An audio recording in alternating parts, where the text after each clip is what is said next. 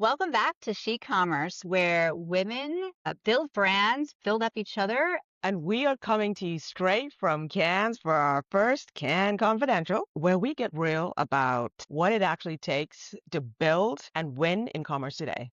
And we are joined by the none other Cara Pratt from Circana, which brings me all the way back to my roots when Circana was IRI and my first job out of college. So thank you for that. Thank you for giving me my start, where I met the likes of Peter Bond, who is a dear friend of mine and has definitely served me well. It's a great foundation for any career. So Very good. welcome. So here, let's introduce you. For those of you who don't know Cara Pratt, let's introduce you to the powerhouse that is Cara Pratt.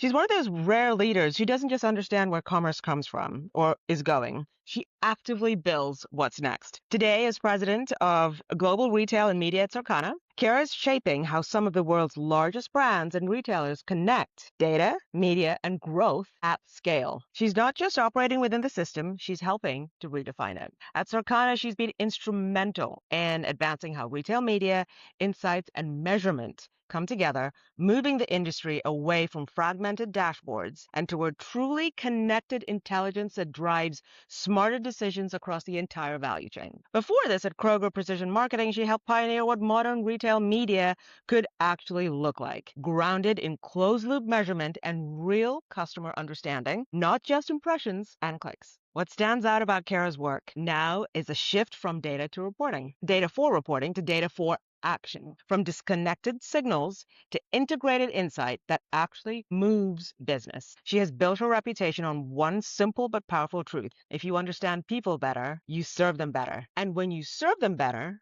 growth follows. So true. So true. But what we love most about Cara, it's not just the scale of what she's done. That is impressive. It's the clarity that she brings in an industry that loves to overcomplicate things. She cuts through the noise and gets to what actually matters, making commerce more intelligent, more connected, more human. Cara, we are so excited to have you join us.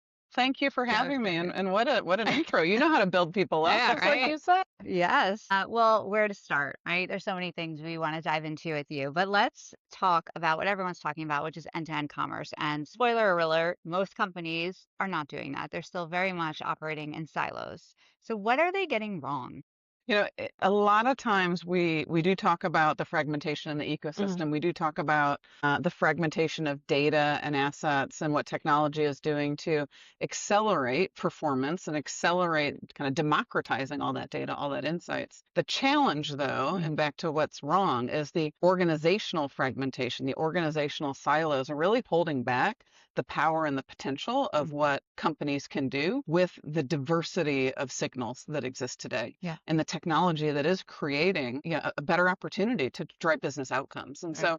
so, really, I talk to companies often about it's not data and technology that's going to hold you back. It's about how you organize your teams, Mhm. how you create shared incentives and shared connection into business outcomes. When you look at media teams and marketing organizations versus agencies and how they're designed and equipped to deliver value versus commerce teams Mhm. versus merchandising teams and the customer teams that call on retail, there's so many different Yeah. KPIs that these teams are being held against. And when you think about from a chief financial officer perspective or a chief executive officer Mhm. perspective, at the end of the day, invest dollars to drive outcomes. Right. Right. But when each team is being held to not necessarily different standards, it is different standards Yeah. when you look from above, but you're held to different outcomes and KPIs. Yeah. It's really difficult Yeah. to make sure that you're taking advantage about where this industry is today and what it can do to help build brands. Yeah, and we say all the time, like it's measured gets done. And if you're all measuring something different and That's that's right. what you're focused That's on, right. then it's very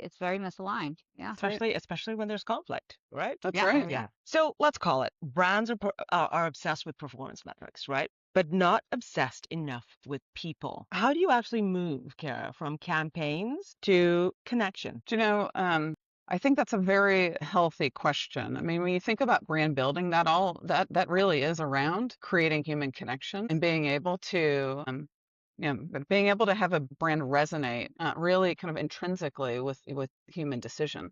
We can talk later about agentic and machine decisions in a bit, but at the end of the day, human intuition matters. And brand builders are focused on performance. They're focused on business outcomes. It just might show up a little bit differently, over time. I think about what's happening was the industry evolution takes shape from of course, where brick and mortar was, a decade ago as the dominant place for purchase, to then e-commerce massively accelerating, to social commerce having a big influence, on decisions. And then agentic commerce is the next frontier, the next horizon that we're in such early innings of learning and discovery on. But on a social commerce space, that's a really special place where you can have performance and human connection.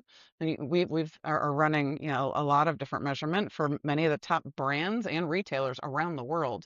And we have brands that we're proving out through different measurement. When they look at influencers and creators that they can amplify on paid content, they're getting a 35% higher return. But think about that role that influencers, the trust, the connection that happens in that space. Think about what TikTok Shop has done so quickly to disrupt, dare you say, kind of disintermediate the core channel of delivery. Circana released in October of 2025 TikTok Shop and kind of an intelligence for the first time within our ecosystem of measuring the market. Right, Circana globally, we have $5.8 trillion that moves through the pipes, 2,000 categories, 26 industries, all of these signals that we have visibility into. And TikTok Shop, just from our kind of review starting in Q4 of 2025, especially in beauty and personal care, where that human connection really does matter. Performance, and human connection really play well together. TikTok Shop is driving 9% of e-commerce sales in beauty and personal care is what we're showing.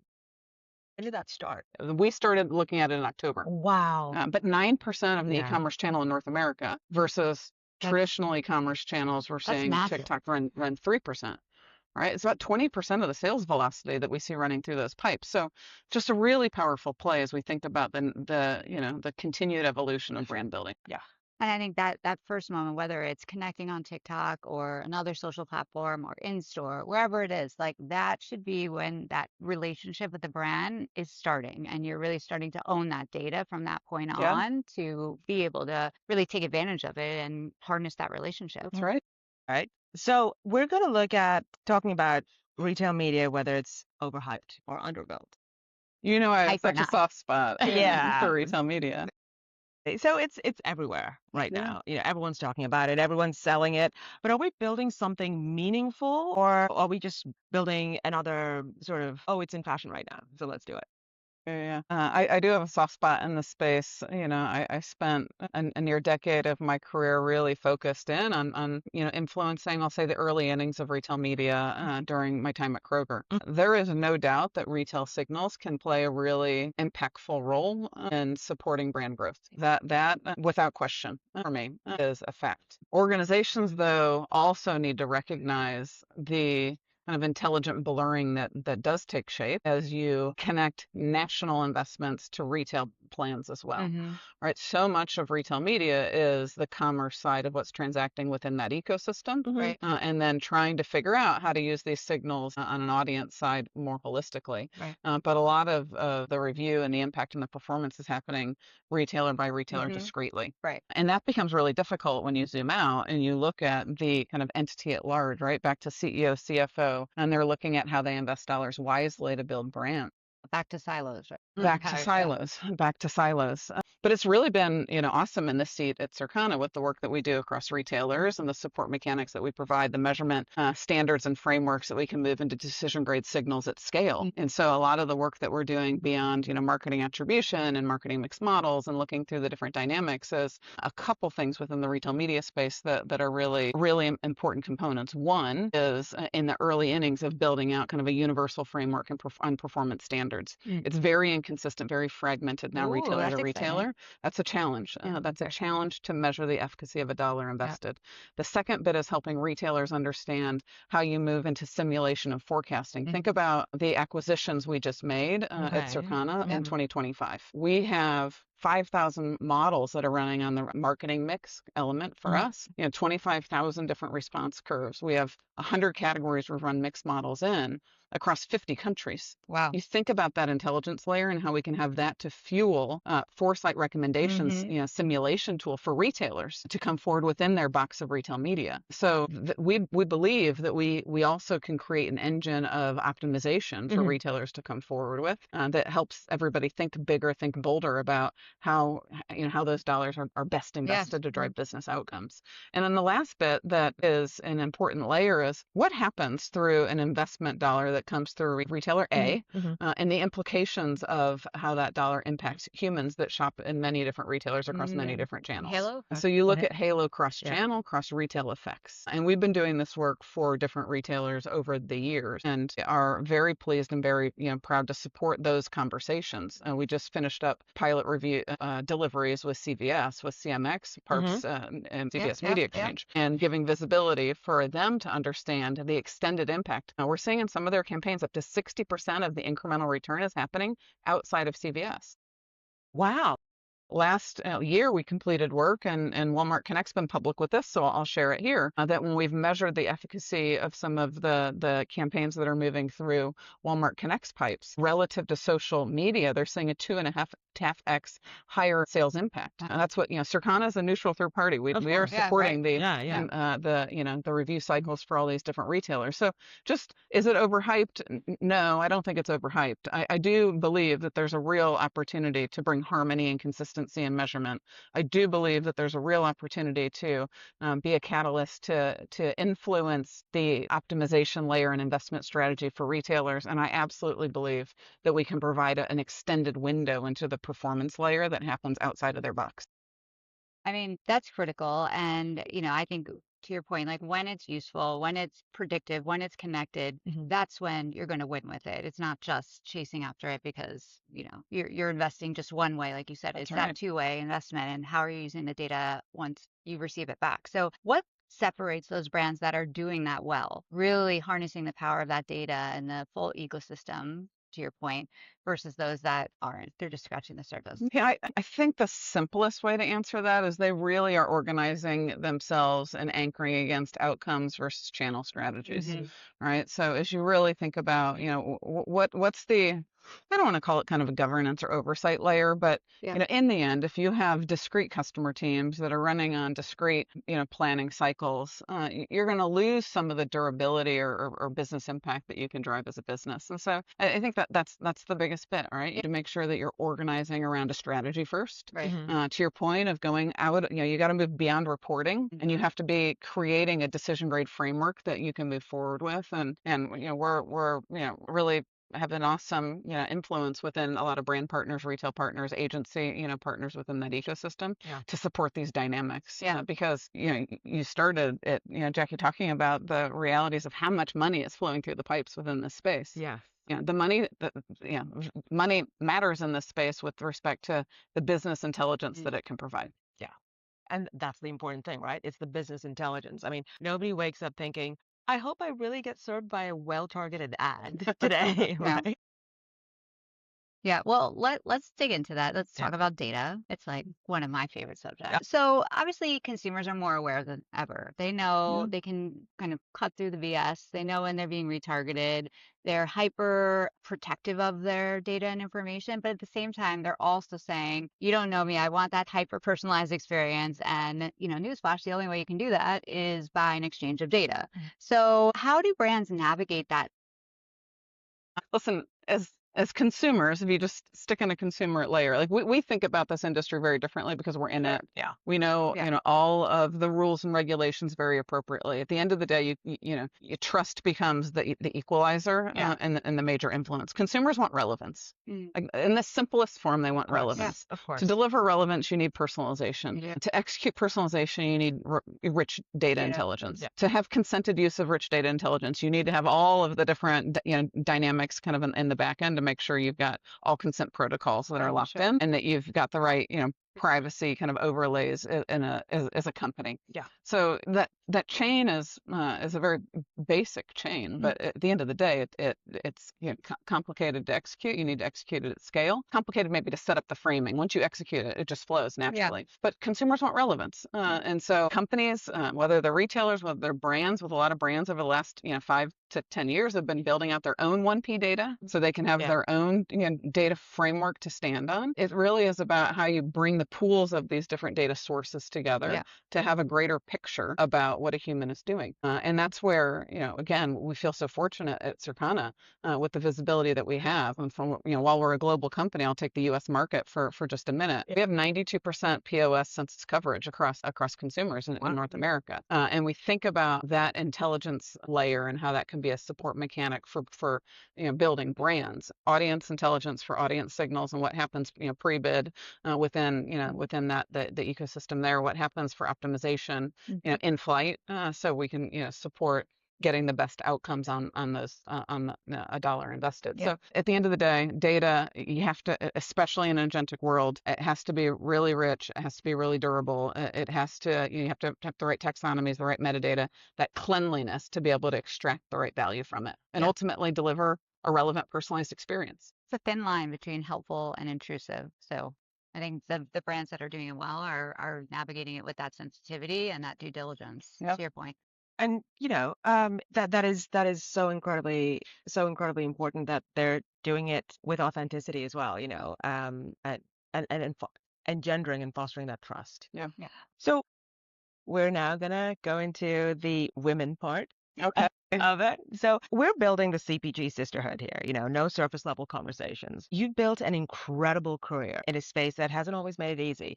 I mean, you were name checked by Christine Foster when we spoke to her so many months ago.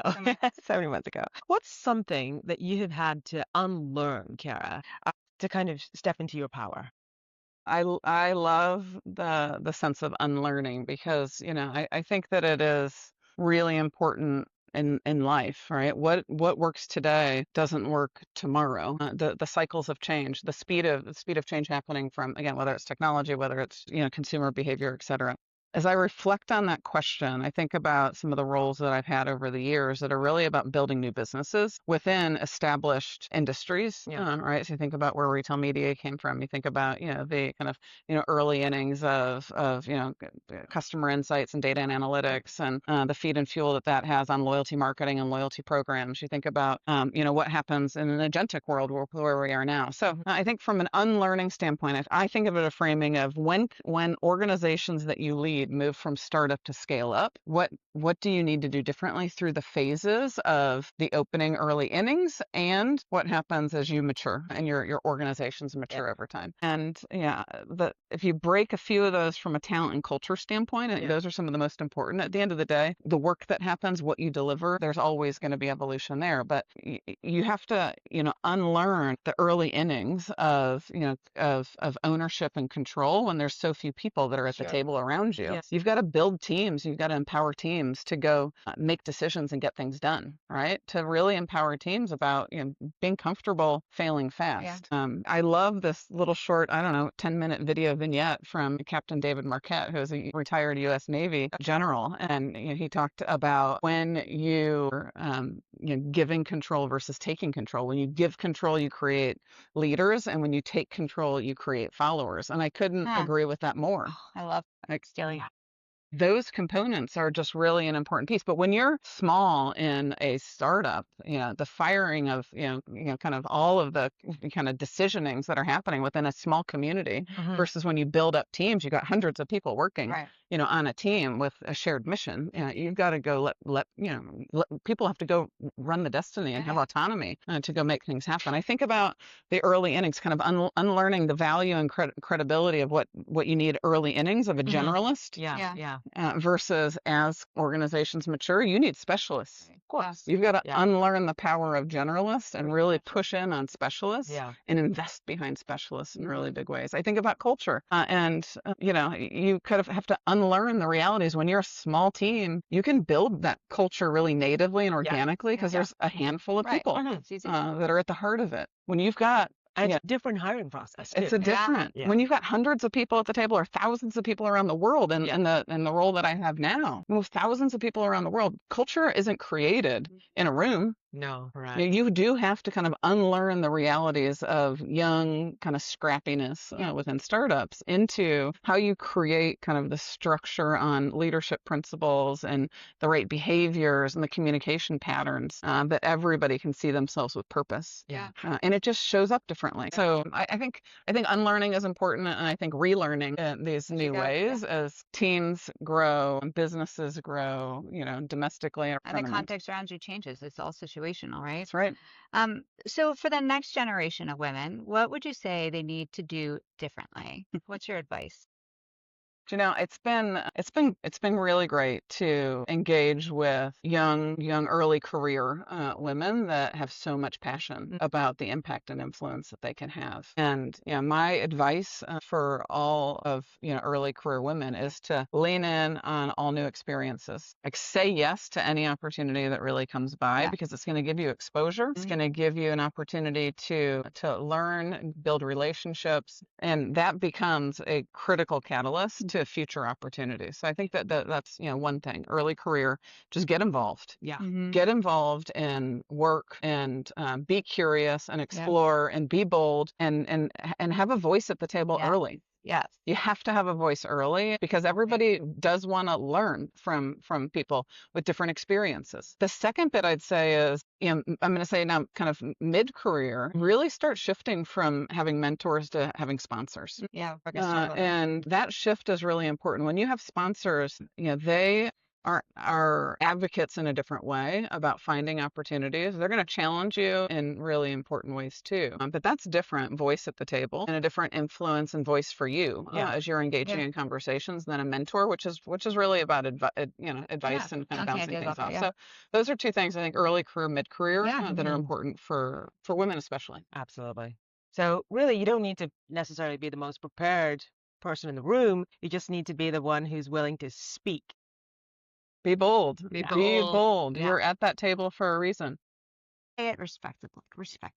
That's right. And be engaged. I think it's such an important piece of, really being present. Yes. Because there's so much that can pass you by, and if you're not in tune with the different signals that are happening around you. We're going to go into our lightning round, which we love. Oh boy, so here we just go. like short, pithy answers. First thing that comes to mind. Future of commerce in one sentence. Being generous. We believe at Circana, and I personally believe that the future of commerce will be intelligent, accountable, and connected. Ooh. One thing that brands should stop doing immediately. Absolutely measuring in a silo. You cannot measure in a silo. You will lose the truth. You will lose so much learning if everything stays fractured. You have to prepare for an agentic future. I know we didn't go too deep in this here, but within an agentic future, discovery and purchase is going to get disintermediated. Machines will make more decisions. Machines are making decisions on data. Yeah. That metadata and the kind of common taxonomy, that is such a critical piece. So prepare for an agentic future. It is happening, and it'll be different. You can't buy your way into kind of an agentic commerce success like you could traditionally within the e-commerce space. And finally, what's your hype song? I mean, fun fact, I'm such not a music kind of, and I do like music. So I'm a music enthusiast, but I'm really not great with music. And so I pinged my family. I'm like, oh my gosh, what a phone a friend now. But actually, I would say Sia's Unstoppable. No, okay, stop now. It's already on our playlist. Oh, I love it. I We have love a it. Chic Commerce playlist from all of our guests curated. So that is a fan favorite. Fantastic. All right. We're now in the closing section. So if there's one thing we're taking away today, it's that commerce doesn't win when it's louder. It wins when it's smarter and more human. Yeah. And I think thanks for the clarity check. You've really, I think going back to the data is so important and those connections and stepping back, as you said, to think about the strategy up front and how you're going to use the data, be more outcome based and intentional with it is a really great reminder for many companies today, because that skipping that step, you're going to get you're not going to be able to get all the benefits out of that data strategy and agentic future that we talk so much about. So with every episode, Cara, we are building a sisterhood, and we ask our guests to join that community and to continue to pay it forward for future generations. Will you take that pledge today? I Yes, thank Our you. pleasure. Thank you. The only thing left to say today on this Can Confidential episode is bold brands, fierce women, one sister.